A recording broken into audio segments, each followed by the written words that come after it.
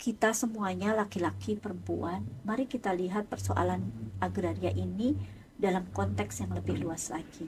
Persoalan agraria ini tidak hanya sebatas persoalan hukum, tidak hanya persoalan hak kepemilikan atas tanah atau kuasa atas tanah, tetapi persoalan agraria ini adalah juga persoalan kehidupan yang terkait dengan relasi kuasa antara laki-laki dengan perempuan, antara korporasi yang wajahnya adalah sangat maskulin dan patriarki dengan sistem kehidupan perempuan yang sangat bias gender.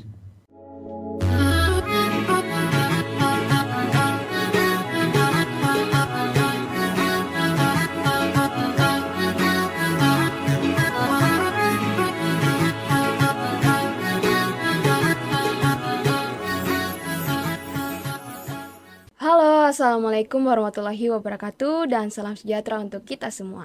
Kita ketemu lagi bersama saya Karlisa Saru selaku host podcast Obrolin, ngobrol bareng Unamin. Nah, kita ketemu lagi nih guys dalam segmen yang sangat spesial, di mana segmen ini kita mengundang banyak orang yang sangat informatif dan pastinya inspiratif.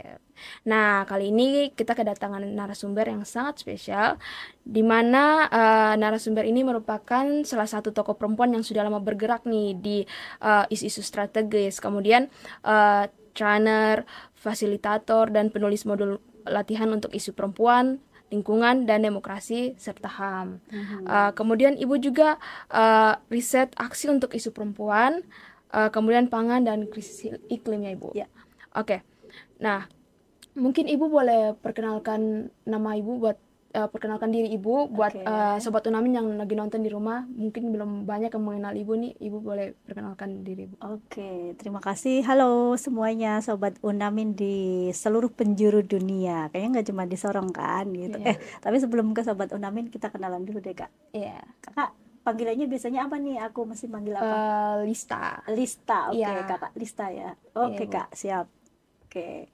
Jadi terima kasih untuk sobat Unamin, terutama teman-teman yang ada di kampus yang saat ini nemenin kita di acara Obrolin. acara Obrolin. Iya, ngobrol bareng Unamin. Oke, keren. Ngobrol bareng Unamin. Nah, kali ini aku akan ngobrol dengan Kak Lista terkait dengan gimana sih persoalan perempuan dan keadilan agraria. Oke. Tapi sebelumnya kenapa sih ngomongin itu gitu? Karena memang aku sudah beberapa tahun terakhir, lebih tepatnya mungkin sejak tahun 2003. Kayaknya belum lahir ya. Iya, saya lahirnya tahun 2005. Oke, belum lahir rupanya ya. Sejak tahun 2003 memang aku banyak berkecimpung di isu-isu yang berkaitan dengan perempuan, tanah dan pangan. Nah, jadi ini sangat terkait dengan isu agraria. Memang ketertarikan ini berawal dari ketertarikanku untuk bergabung dengan salah satu organisasi perempuan di Indonesia, namanya Solidaritas Perempuan, yang berlokasi di Jogja di antaranya, tetapi ada di mana-mana. Baru kemudian intens melakukan isu-isu ini. Kenapa? Karena perempuan ini jantung kehidupan. Perempuan ini jantung ibu bumi. Kalau perempuannya tidak baik-baik saja, sebenarnya kehidupan bumi kita tidak akan baik-baik saja juga gitu. Jadi itu awal muasalnya kenapa kemudian ketertarikan kepada isu perempuan, alam, lingkungan, ekologi, agraria itu menjadi satu ketertarikan spesifik karena kita ini kan perempuan ya Kak ya, nggak bisa kan hidup tanpa air, apalagi nggak ada air bersih kan nggak bisa ya.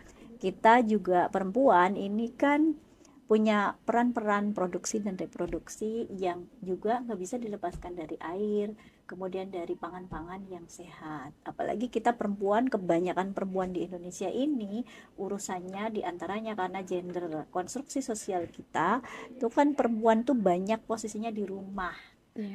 di meja makan pasti yang menyediakan makan siapa? Mama. Mama. Perempuan. Iya, perempuan. Siapa yang menentukan hari ini mau makan apa? Iya. Mau dimasak dengan bumbu apa? Besok mau berapa porsinya siapa? Mama. kita. Iya, benar. Iya, kecuali Iya. anak kos ya. Iya, orang anak kos pasti sendiri lah. Anak kos pasti nyediain Iya. warung makan toh. Iya, Ya, benar. tapi warung makan pun di situ pasti yang masak Iya, di antaranya para perempuan. perempuan. Jadi Benar. itu kenapa kemudian semakin punya ketertarikan bahwa oh iya ya, kehidupan ini nih nggak bisa lepas dari perempuan gitu. Saya pernah nonton salah satu videonya, Heeh. itu wawancara terkait lingkungan, dan itu Oh, wawancaranya oke. itu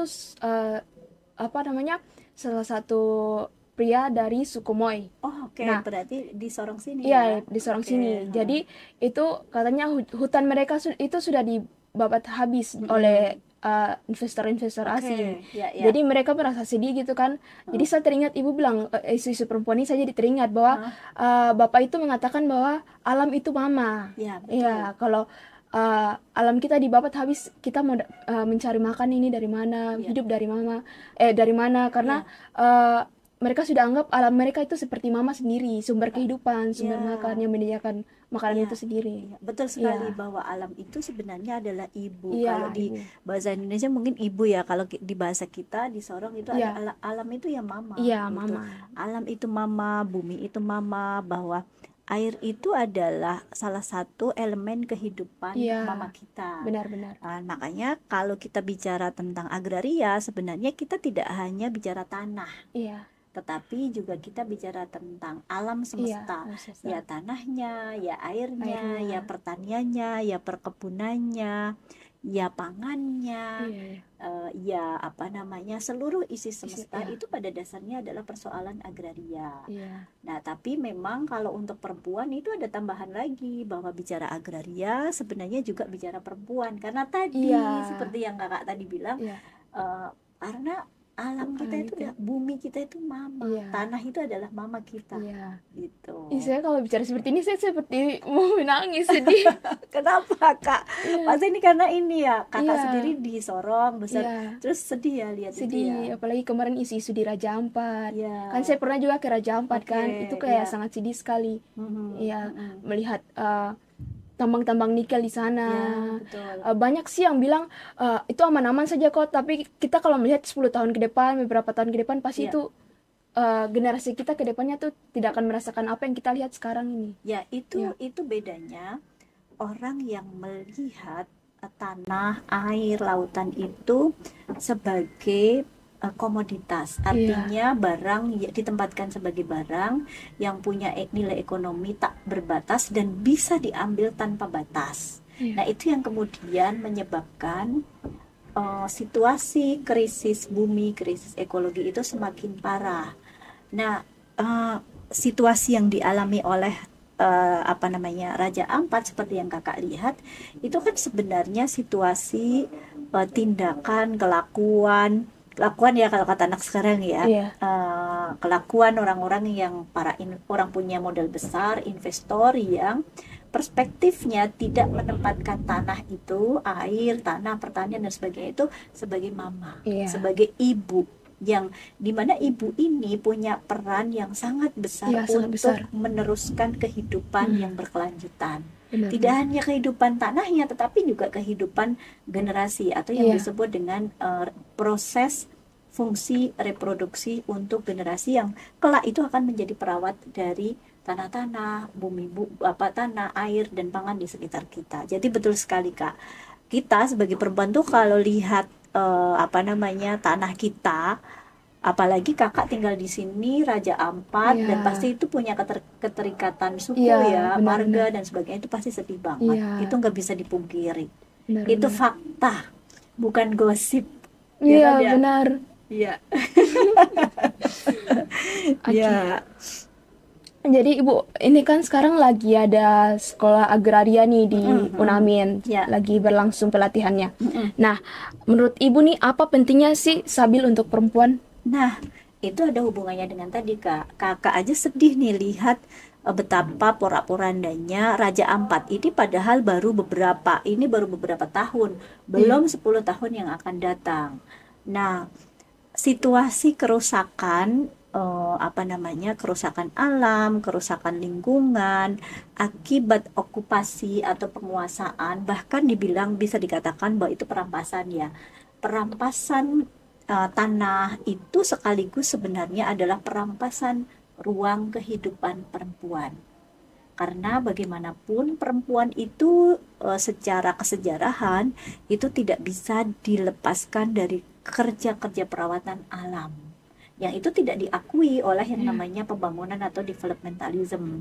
Makanya hutan kita, bumi kita, lautan kita, agraria kita itu dibabat habis tanpa mempertimbangkan bahwa di situ ada ruang politik perempuan. Politik apa? Politik dalam menentukan benih apa yang akan direproduksi lagi, benih apa yang akan ditanam, kemudian pangan apa yang akan kita ambil dari kebun-kebun kita. Jadi bicara tentang agraria sebenarnya juga bicara tentang ruang politik dan ruang ekonomi perempuan. Bahkan bicara tentang agraria ya laut, ya daratan, hutan, kebun dan sebagainya, itu bicara tentang ruang budaya perempuan. Budaya apa? Budaya merawat atau yang disebut dengan care work. Maka penting sekali bagi perempuan untuk ikut andil menjadi salah satu bagian dari sekolah agraria ini, yaitu Sabil yang diselenggarakan oleh LHKP Pimpinan Pusat Muhammadiyah. Nah, kebetulan saya menjadi salah satu fasilitator pengampu dalam kelas tersebut. Saya senang karena di sini ada banyak perempuan yang bisa terlibat sehingga kita sama-sama punya kekuatan sebagai perempuan untuk membangun kesadaran kolektif bahwa persoalan agraria nggak cuma soal tanah loh. Persoalan agraria nggak sekedar soal komoditas ekonomi. Persoalan agraria itu luas, apalagi terkait dengan kehidupan kita nih sebagai perempuan. Ya, apalagi saya melihat dari pelatihan-pelatihan selama beberapa hari ini, banyak peserta perempuan itu juga tidak kalah antusiasme dengan peserta laki-laki. Banyak yang menyuarakan tentang isu-isu lingkungan. Ya, betul sekali. Oke. Nah, menurut Ibu nih, apa persoalan agraria dari perspektif perempuan? Jadi persoalan agraria itu kalau dilihat dari perspektif perempuan seperti tadi yang sudah saya sampaikan di depan, bahwa ini bukan hanya soal kuasa, tadi kakak menyebutnya investor ya. Ini bukan hanya soal kuasa investor sehingga dapat menguasai tanah dengan sesuka-sukanya, tanah, lautan dan sebagainya dengan sesuka-sukanya, tapi juga persoalan agraria ini menurut perempuan ini adalah persoalan relasi kuasa. Relasi kuasa antara siapa dengan siapa?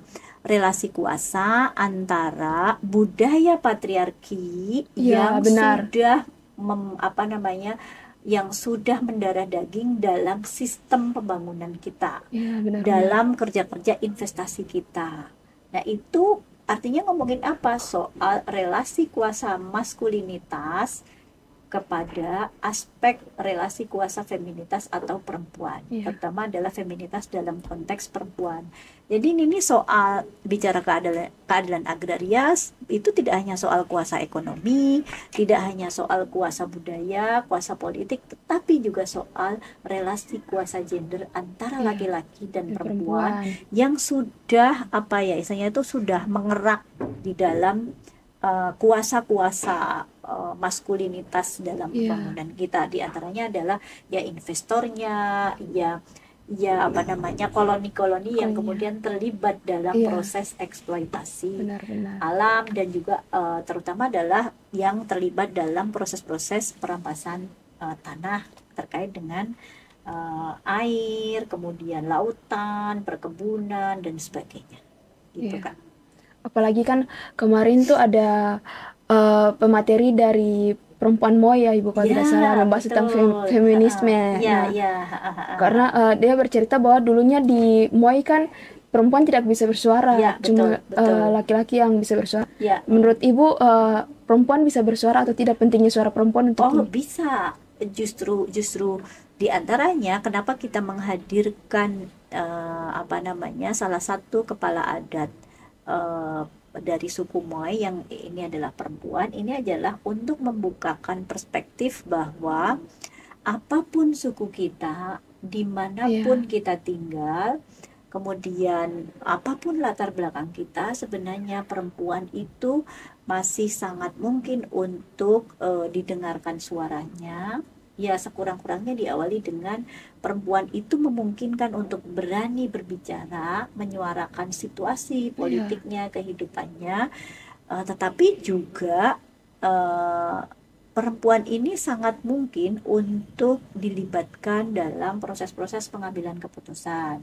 Walaupun prosesnya ini nggak kayak simsalabim gitu, nggak kayak something given yang kita nggak perlu effort untuk usaha. Ini butuh effort untuk usaha gimana caranya kita sebagai perempuan ini, terutama perempuan masyarakat adat, itu diberikan ruang, kesempatan untuk bisa bersuara dan menyuarakan situasi ketidakadilan yang dialami oleh perempuan, terutama di wilayah konflik agraria. Ya, nah Ibu, menurut Ibu nih, apa sih prinsip-prinsip keadilan agraria dari perspektif perempuan sendiri? Ya, tadi ya seperti kita udah ngobrol sebelumnya, kalau kita ini punya problem ya, bahwa konsepsi, konstruksi sistem agraria kita ini kan bermasalah karena ada persoalan relasi kuasa yang sangat dominan di antara berbagai macam entitas yang tadi sudah kita sebutkan, yaitu diantaranya investor. Tapi kan tidak hanya investor ini kan bisa masuk ya karena ada negara itu ya ada pemerintah, ada militernya, ya kita tahu ya. Jadi kalau begitu apa sih sebenarnya yang diharapkan supaya agraria, konsepsi, struktur, aturan agraria kita ini berkeadilan, khususnya berkeadilan bagi perempuan. Nah, itu ada beberapa prinsip yang memang itu penting untuk kita bangun, kita perluas, kita sebarluaskan narasinya. Yang pertama tentu saja agraria yang berkeadilan perempuan ini ya dipastikan bahwa ya anti patriarki. Artinya apa? Anti patriarki ini artinya menolak sistem hukum apapun yang itu mengesampingkan hak perempuan atas tanah, hak perempuan atas pangan, hak perempuan atas lingkungan, bahkan hak perempuan atas politik dan ruang hidup perempuan. Baik itu aturan formal negara, kemudian juga bahkan aturan adat. Kita tahu ya, perempuan apalagi mungkin kemarin kita diceritain sama Bu Oso ya, kalau perempuan adat ini untuk memiliki tanah itu harus berjuang sedemikian rupa. Ya artinya apa? Ketika perempuan adat terutama ini tidak bisa punya tanah, ya artinya memang sistem kita masih menganut sistem yang patriarki. Ya. Misalnya kakak nih dari suku apa? Iya, dari suku Teminabuan. Ya, kakak bisa cek nih, bisa nggak sih perempuan adat ini punya tanah secara langsung, tidak atas nama siapapun misalnya, memungkinkan apa tidak? Terus apakah perempuan dalam sistem agraria itu, perempuan adat itu juga memungkinkan untuk menjadi entitas yang bisa mengambil keputusan untuk dirinya tanpa diwakilkan oleh suaminya atau kepala adatnya atau anak laki-lakinya. Lalu yang kedua adalah bahwa keadilan agraria yang punya perspektif perempuan itu ya keadilan yang mencerminkan tidak ada praktek ekstraktivisme, mengeksploitasi, kemudian menguasai secara penuh tanah, air, lautan, udara dan sebagainya, itu secara ugal-ugalan. Ya, tanpa memperhitungkan bahwa ada kehidupan lain yang itu perlu dipikirkan, nggak bisa. Nah, agraria yang berkeadilan perempuan itu menolak sistem ekstraktivisme yang ugal-ugalan, yang gila-gilaan, yang itu kita bisa pastikan seperti tadi kakak contohkan ya di Raja Ampat. Nah, itu menunjukkan bahwa sistem kita saat ini, agraria kita kali ini itu memungkinkan peluang-peluang untuk terjadinya perampasan ruang hidup yang digunakan untuk melakukan eksploitasi alam yang sifatnya tidak berkelanjutan dan mengesampingkan praktek-praktek kehidupan perempuan dalam merawat alam, dalam merawat tanah. Lalu yang ketiga adalah keadilan perempuan dalam konteks agraria itu adalah berbasiskan kepada komunitas.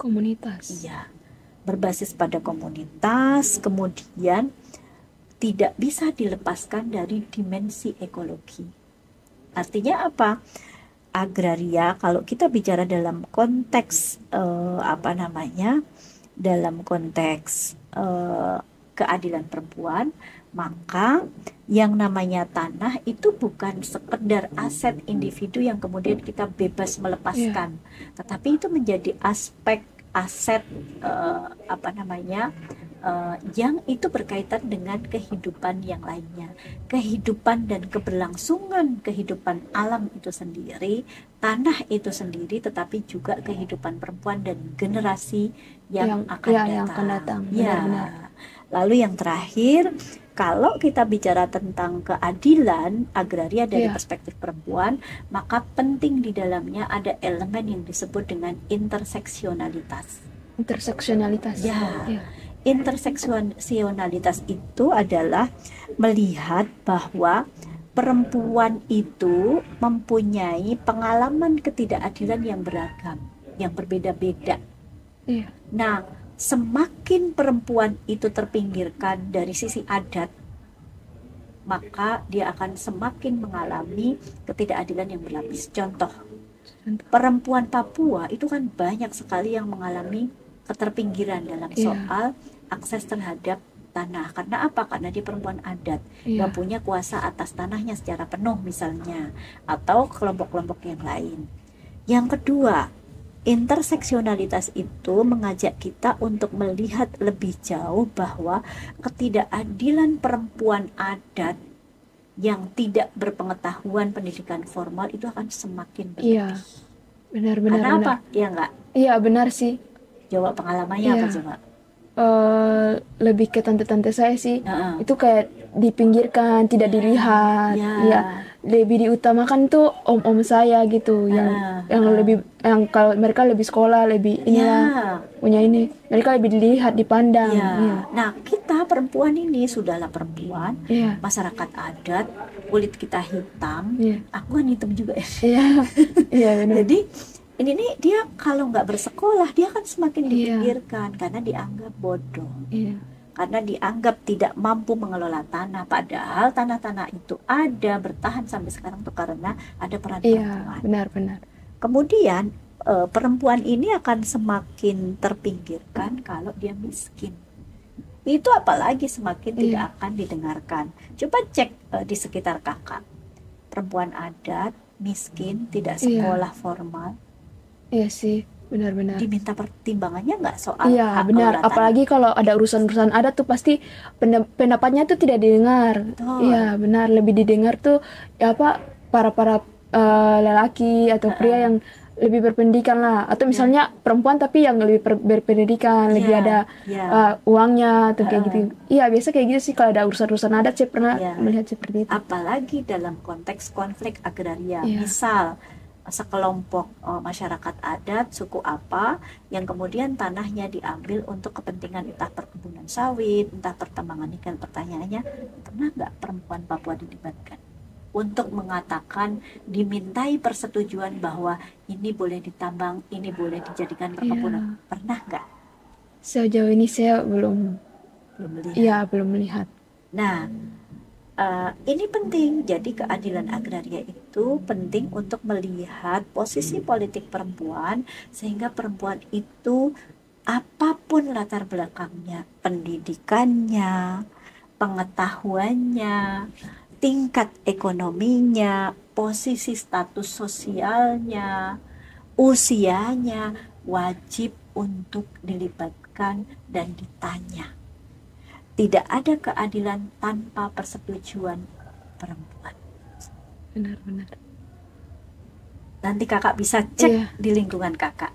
Benar. Kalau 4 elemen ini belum ada, artinya belum punya perspektif Iya, tentang keadilan keadilan, terutama dari perspektif perempuan. perempuan.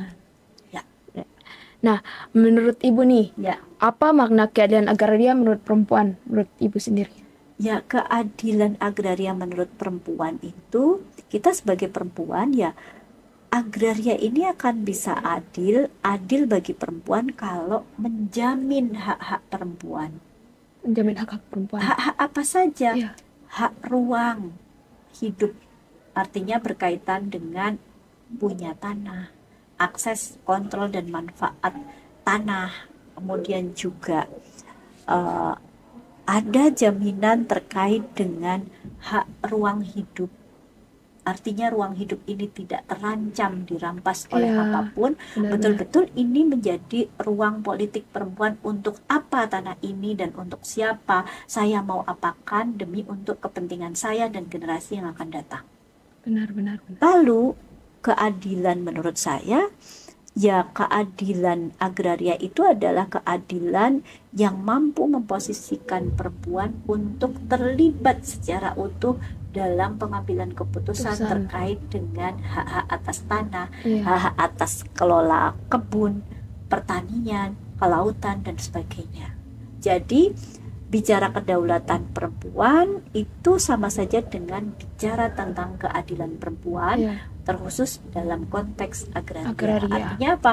Keadilan atas tanah, keadilan atas lautan, Lautan. keadilan atas ruang hidup, keadilan atas tubuhnya sendiri, bahwa tubuh kita ini ada dan itu diakui. Iya. Diakui karena itu ada, diakui, ditanya. Itu keadilan yang Iya. paling dasar buat perempuan. Benar. Ya nggak? Oke. Seneng kan Iya, kita kalau ditanya? senang. Iya.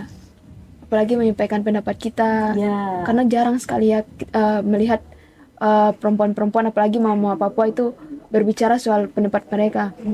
Memang ada beberapa sih, tapi ada beberapa juga yang jarang didengar Ya, pendapatnya. tapi secara mayoritas Iya. sepertinya banyak yang belum Iya, didengar ya. belum dengar. Karena di daerah saya, karena saya dari Jogja, Jawa, ya sama aja. Iya. Meskipun mereka berpendidikan, tetapi belum bisa dipastikan bahwa belum semua wilayah tempat itu memberikan ruang bagi para perempuan, Iya. apalagi di sini. Iya, benar. Ya. Oke. Nah, lantas itu prinsipnya apa saja, Ibu? Ya, seperti yang tadi sudah saya sampaikan di awal, bahwa prinsip yang harus dikedepankan ya, artinya ada satu prinsip mendasar yang itu harus yaitu prinsip berkelanjutan. Jadi prinsip-prinsip berkelanjutan artinya kan alam, tanah, bumi, perkebunan yang ada di apapun bentuknya itu harus dikelola dengan prinsip-prinsip berkelanjutan yang itu diambil, dikelola secukupnya tanpa harus menyakiti ekosistem yang ada Iya, di sekitarnya. benar. Itu salah satu prinsip berkelanjutan ya. Dan kemudian juga prinsip yang harus dikembangkan adalah prinsip kedaulatan, yaitu prinsip-prinsip yang mengedepankan hak-hak perempuan tetapi tanpa meninggalkan hak-hak atas alam itu Iya. sendiri. Nah, ini prinsip fundamental ketika kita bicara tentang keadilan agraria. Jika tadi itu kita di awal kita berbicara tentang prinsip keadilan agraria secara umum. Nah, di aspek keadilan agraria secara fundamental pada aspek itu. Jadi prinsip berkelanjutan, prinsip ketersalingan, prinsip jaminan tentang ruang aman bagi perempuan itu adalah salah satu prinsip dasar. Aman dari persoalan tekanan politik, perampasan ruang politik, ruang hidup, dan seterusnya. Oke. Nah, Ibu bisa berikan contoh gak? Contoh konkret soal persoalan perempuan dan agraria ini sendiri? Kakak tadi sudah menyontohkan dengan sangat baik. Benar. Bahwa persoalan agraria terutama di Papua, kita kemarin kan habis kunjungan ke suku Moya. Kemudian di situ terjadi persoalan konflik agraria terkait dengan sebenarnya itu bisa dikatakan perampasan tanah untuk kepentingan investor, yaitu perkebunan kelapa sawit yang di situ masyarakat tidak mendapatkan keadilannya. Keadilan atas apa? Keadilan atas distribusi hasil, keadilan atas distribusi hak kelola tanah, keadilan atas dampak atau impact dari pengelolaan itu, hak atas air bersih, hak atas pendidikan, hak atas pekerjaan, kemudian hak atas ekonomi, dan banyak sekali, dan terutama adalah hak untuk berkembangnya pengetahuan, skill, keterampilan masyarakat di sekitar. Itu yang tidak pernah ada. Benar-benar. Sekolah formal belum tentu dia bisa memastikan bahwa masyarakat adat kita bisa berkembang, tetapi kita membutuhkan satu konteks bahwa persoalan agraria ini dipastikan ketika mereka menjadi korban perampasan tanah, itu harus dipastikan bahwa mereka tetap berkembang pada aspek pengetahuan, kemampuan, dan terutama adalah kesadaran untuk tidak diam saja ketika mengalami situasi perampasan hak, terutama adalah perampasan tanah. Merampas tanah itu sebenarnya merampas aspek-aspek yang lain. Benar-benar. Oke. Nah, Ibu, menurut Ibu dari masalah-masalah tadi nih, langkah atau strategis yang bisa Ibu lakukan untuk memperkuat posisi perempuan sendiri nih dalam memperjuangkan keadilan perempuan itu apa sih, Ibu? Ya, pertanyaan yang baik. Jadi, kalau kita ingin mewujudkan keadilan perempuan, kedaulatan perempuan, maka langkah pertama yang harus dilakukan adalah mengubah paradigma, perspektif bahwa perempuan itu kelas 2. Itu perspektif dasar. Bahwa kita perempuan itu sama seperti laki-laki. Perempuan Papua, mama-mama Papua sama posisinya seperti bapak Papua. Bapak-bapak. Ya, sama. Perspektif itu yang harus dibangun. Penting bagi kita untuk membongkar kesadaran bahwa kita, perempuan Papua, itu bisa berubah posisinya, sehingga hidup kita bisa menjadi lebih luas aksesnya. Akses pendidikan, akses ekonomi, pekerjaan, dan sebagainya. Maka pendidikan kritis untuk mengubah perspektif dari sisi pengetahuan, nilai, itu sangat penting. Sehingga apa? Muncul kesadaran bagi perempuan bahwa kita ini bisa loh berubah nasib kita. Benar-benar. Kita bisa loh berubah nasib kita sehingga suara kita didengarkan. Tidak seperti cerita kakak tadi bahwa banyak tante-tante saya, keluarga saya itu yang masih mengalami situasi dipinggirkan. Kesadaran itu harus dibongkar. Lalu kesadaran selanjutnya, penting bagi kita untuk membongkar kesadaran bahwa perempuan itu bisa mengubah sistem. Ya, sistem adat yang tidak adil bagi perempuan. Benar-benar. Sistem pemerintahan negara yang tidak adil bagi perempuan adat itu bisa diubah. Caranya gimana? Tentu saja itu harus berkolektif, sesama perempuan, berjejaring dengan banyak pihak untuk sama-sama mempelajari mana sebenarnya sistem yang harus diubah dan dengan cara apa perubahan itu bisa dicapai tanpa harus mengancam keamanan para perempuan yang ingin berubah. Benar. Ya enggak? Benar. Perlu enggak kita keamanan? Perlu, sangat diperlukannya. Ya, apalagi dengan banyak kasus yang ada ini. Banyak perempuan yang bisa dibilang dilecehkan. Ya. Seperti itu. Ya, jadi persoalan keadilan agraria ini juga perlu untuk dibongkar bahwa situasi ketidakadilan dalam konflik agraria, dalam tata kelola agraria itu bisa berdampak sebenarnya pada situasi perempuan yang diperlakukan secara tidak adil sejak dalam keluarga.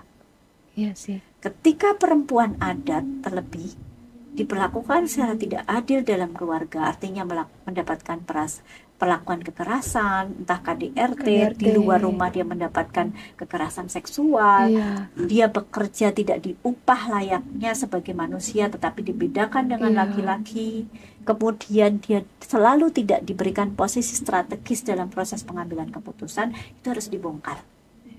Jadi proses pendidikan mengubah paradigma kesadaran itu dipastikan bisa mengubah situasi-situasi tadi. Marginalisasi ekonomi, subordinasi atau pemposisian perempuan pada layer-layer yang tidak strategis, paling dikasih konsumsi, posisi bendahara yang sebenarnya tidak punya nilai strategis. Juga misalnya mengubah situasi pada persoalan beban ganda. Perempuan bekerja pula di rumah, gak punya waktu untuk rehat, gak punya waktu untuk dirinya memperjuangkan di luar. Itu harus dipastikan situasi itu diubah. Maka ketika keadilan perempuan di dalam rumah itu tercipta, maka keadilan di luar rumah secara otomatis itu bisa dilakukan secara kolektif oleh banyak perempuan-perempuan yang ada di domestik atau di dalam keluarga. Benar. Jadi itu strateginya ya teman-teman. Yang pertama yaitu kita melihat bahwa tentang kesetaraan gender, dan yang kedua yaitu melihat bagaimana kita bisa mengubah sistem. Ya, dan terakhir jangan lupa menggalang solidaritas. Atau yang dikenal dengan woman support woman. Ya, benar-benar. Ya. Karena banyak juga ya di sekarang ini perempuan saling menyatukan perempuan, apalagi di media sosial itu saya lihat sangat banyak. Kita sudah dijatuhkan oleh sistem patriarki oleh laki-laki, masih harus dijatuhkan oleh sesama perempuan. Salah? Enggak salah, karena kita semuanya dibesarkan oleh sistem patriarki yang tanpa sadar, tanpa tidak kita sadari, kita bisa menyebabkan perempuan yang lainnya juga kondisinya semakin terpuruk. Maka kesadaran kolektif tentang perempuan mendukung perempuan itu sangat penting. Atau perempuan atau woman support woman, atau ada dimensi ketersalingan, saling mensupport, saling menjaga, saling menguatkan, dan saling bersolidaritas. Benar. Gitu. Oke, terakhir nih Ibu, apa harapan Ibu sendiri untuk seluruh perempuan nih terkait persoalan agraria yang ada di Indonesia? Oke, harapanku itu simpel. Yuk kita semuanya laki-laki perempuan, mari kita lihat persoalan agraria ini dalam konteks yang lebih luas lagi. Persoalan agraria ini tidak hanya sebatas persoalan hukum, tidak hanya persoalan hak kepemilikan atas tanah atau kuasa atas tanah, tetapi persoalan agraria ini adalah juga persoalan kehidupan yang terkait dengan relasi kuasa antara laki-laki dengan perempuan, antara korporasi yang wajahnya adalah sangat maskulin dan patriarki dengan sistem kehidupan perempuan yang sangat bias gender. Jadi bicara agraria, keadilan agraria dari perspektif perempuan sejatinya adalah berbicara tentang keadilan bagi relasi kuasa perempuan dengan apapun. Juga relasi keadilan antara yang punya kuasa dengan alam. Seperti tadi kakak bilang, alam adalah mace, alam adalah mama kita, maka alam adalah perempuan. Bertindak tidak adil pada perempuan berarti sama saja bertindak tidak adil kepada alam. Keren sekali Ibu. Terima kasih banyak Ibu untuk pembahasan malam ini. Sangat berharga, sangat banyak pembelajaran yang kita dapat dari perbincangan kita malam hari ini tentang isu-isu perempuan, lingkungan, dan agraria sendiri. Oke. Semoga apa yang dibagikan oleh Ibu Sani tadi, Ibu Sana, minta maaf Ibu. Ibu Sana tadi boleh menambah wawasan nih buat Sobat Unamin yang lagi menonton sekarang. Nah, terima kasih buat Sobat Unamin yang udah menonton hingga sekarang ini. Kami mengucapkan terima kasih yang sebesar-besarnya buat Sobat Unamin. Jangan lupa Sobat Unamin untuk like, comment, share, and subscribe, dan nyalain lonceng notifikasinya biar gak ketinggalan episode-episode menarik berikutnya. Teman-teman Unamin juga jangan lupa untuk memfollow sosial media Unamin, yaitu ada Instagram Unamin Official, editor bisa tulis di bawah ya, Unamin Official, Facebook, TikTok, dan Threads. Mungkin Ibu bisa memberitahukan sosmed Ibu kalau ibu punya sosmed? Saya tidak bermain sosmed. Oh, ibu tidak bermain sosmed. Oke, siap. Oke, ibu, terima kasih banyak sudah mau sharing-sharing sama kita. Saya Kalisa Saru, pamit undur diri. Wassalamualaikum warahmatullahi wabarakatuh.